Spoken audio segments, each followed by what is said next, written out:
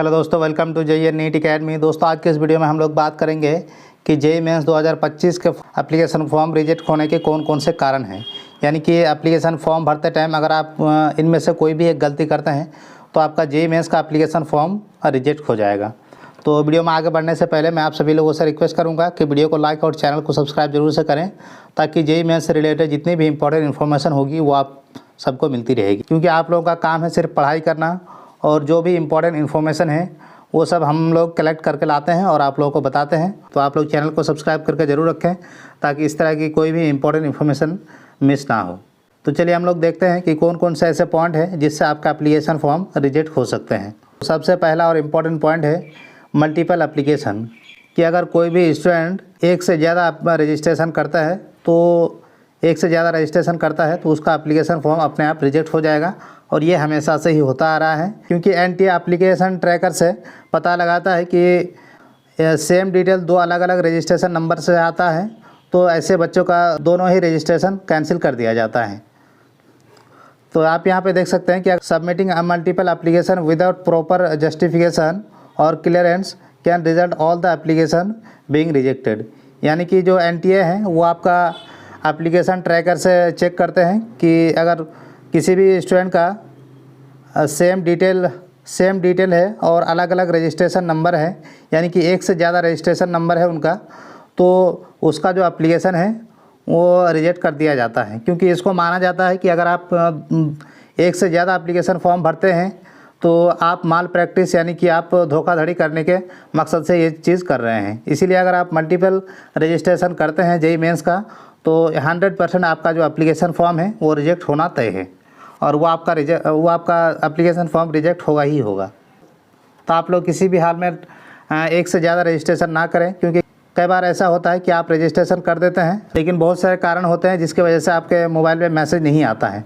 और जब मैसेज नहीं आता है तो आप ऐसे सोचते हैं कि मेरा तो रजिस्ट्रेशन नहीं हुआ, चलो हम एक बार और रजिस्ट्रेशन कर देते हैं। तो ऐसा आपको नहीं करना है। आपको पहले मेल चेक करना है, फिर आपका मोबाइल में देखना है कि आपका जो वो सिम है, जो नंबर आपने दिया है वो सही नंबर दिया है या फिर नहीं दिया है। अगर आप गलत नंबर देंगे तो आपका जो मैसेज है वो दूसरे के नंबर पर जाएगा और आपको लगेगा कि आपका जो रजिस्ट्रेशन है वो पूरा नहीं हो पा रहा है। इसीलिए आप एप्लीकेशन फॉर्म भरते टाइम आपका नंबर और ईमेल आईडी इसको बिल्कुल सही तरीके से दें, और जो आपका चालू है इस टाइम वही नंबर आप उसमें यूज़ करें, चाहे आपका ईमेल आईडी हो या फिर आपका मोबाइल नंबर हो। क्योंकि कई बार इसी वजह से बच्चों को लगता है कि मैसेज नहीं आया, इसका मतलब मेरा रजिस्ट्रेशन नहीं हुआ। लेकिन एक्चुअली में होता क्या है कि आप गलत नंबर डाल देते हैं और आपका ऑलरेडी रजिस्ट्रेशन हो चुका होता है और आपके मोबाइल में मैसेज नहीं आता है, क्योंकि आपने नंबर जो है गलत डाला हुआ है। इस वजह से कई बार आपका फॉर्म जो है रिजेक्ट होना तय है। अगला पॉइंट है पेमेंट।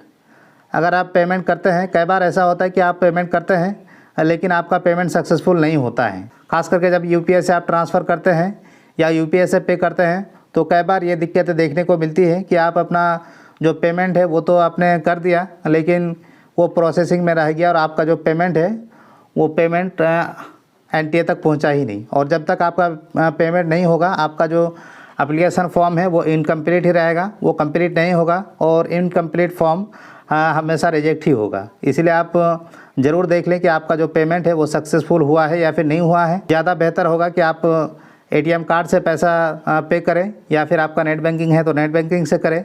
उससे आपके पास पूरा कंफर्मेशन रहता है कि आपका जो पेमेंट है वो सही से हो पाया या फिर नहीं हो पाया। क्योंकि कई बार आप यूपीआई से पेमेंट करते हैं तो अगर वो सक्सेस नहीं होता है तो बैंक वाले भी आपका मदद नहीं करते हैं। अगर आप उससे पूछते हैं तो वो आपको सही तरीके से जवाब नहीं देते हैं। तो अगर आप एटीएम कार्ड से करेंगे या फिर नेट बैंकिंग से करेंगे तो अगर कोई प्रॉब्लम होगी और अगर आप बैंक में जाते हैं तो वो आपका प्रॉब्लम सही से हैंडल करेगा।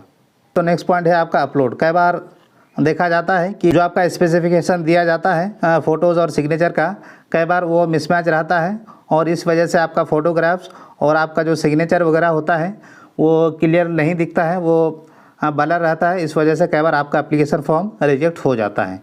तो आप जब भी अपना फ़ोटो या फिर सिग्नेचर अपलोड करेंगे तो उसका अच्छे से आप एक बार देख लेंगे कि जो स्पेसिफिकेशन उन्होंने दिया है ब्राउज़र में उसको आप सही तरीके से पढ़ लें कि क्या डायमेंशन दिया है, और उसी डायमेंशन से आप अपना एप्लीकेशन फॉर्म भर रहे हैं और अपना जो फ़ोटोज़ है और सिग्नेचर है अपलोड कर पा रहे हैं या फिर नहीं कर पा रहे हैं। कई बार ऐसा होता है कि फ़ोटो क्रॉप हम करने जाते हैं तो जो उसका फ़ोटो का क्वालिटी है वो बहुत ज़्यादा बेकार हो जाता है और उसका डायमेंशन वगैरह भी चेंज हो जाता है।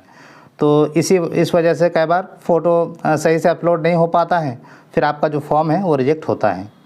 तो आई होप कि आप, तो ये 3 ही मेन रीज़न होते हैं, और भी रीज़न होते हैं लेकिन मेन ये 3 ही रीज़न होते हैं आपका एप्लीकेशन फॉर्म रिजेक्ट होने के।